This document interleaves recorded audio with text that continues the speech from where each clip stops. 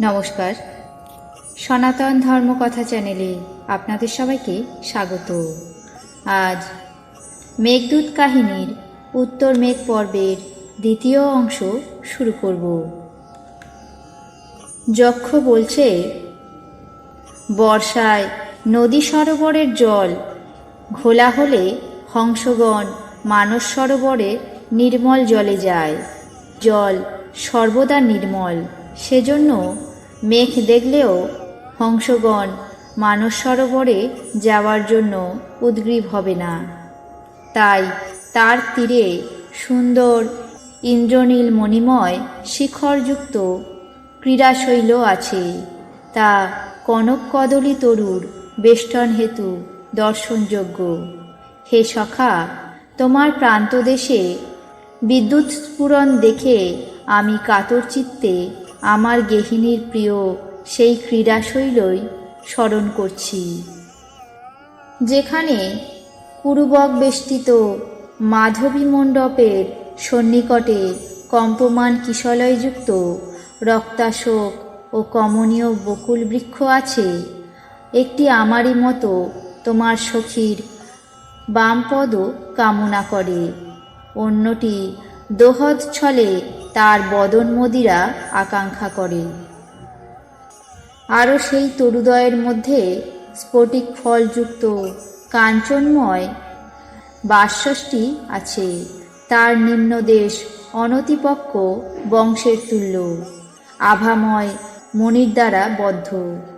তোমার সুহৃদ ময়ূর দিবাবসানে তাতে বসলে আমার কান্তা বলয় সিঞ্চিত করে মধুর করতালি দিয়ে তাকে নাচায়। হে মেঘ, তোমার হৃদয় নিহিত এই সকল লক্ষণ দ্বারা এবং দ্বার স্পর্শে অঙ্কিত শঙ্খপদ্মের চিত্র দেখে আমার ভবন চিনতে পারবে।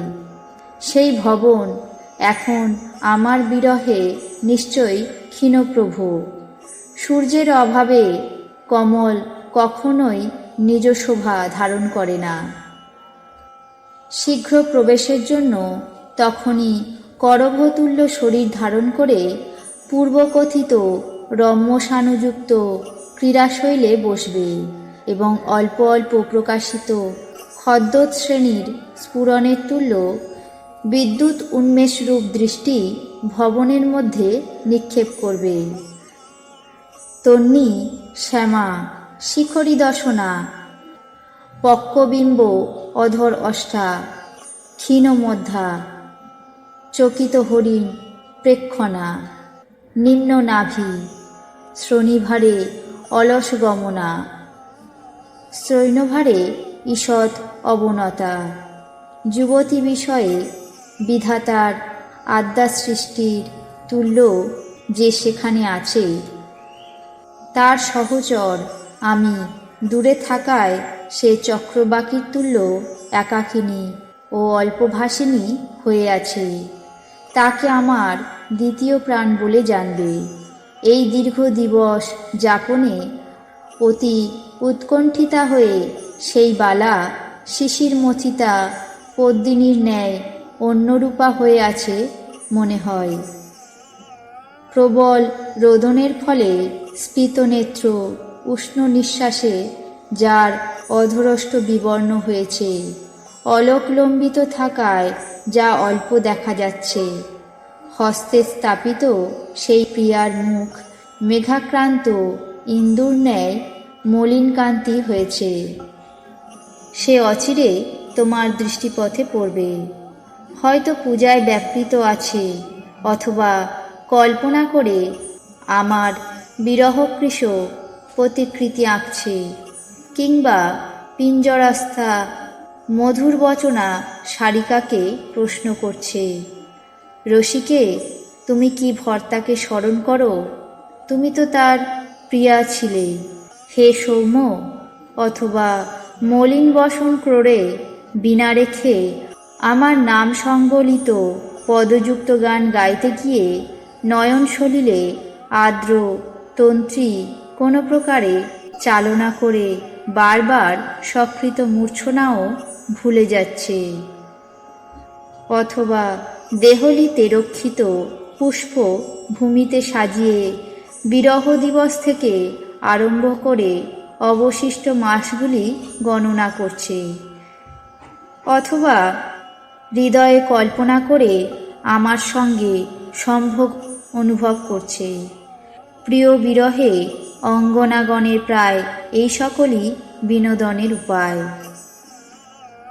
আমার বিরহ তোমার সখীকে দিবসে তত পীড়িত করবে না, কারণ সে কার্যে ব্যাপৃত থাকবে।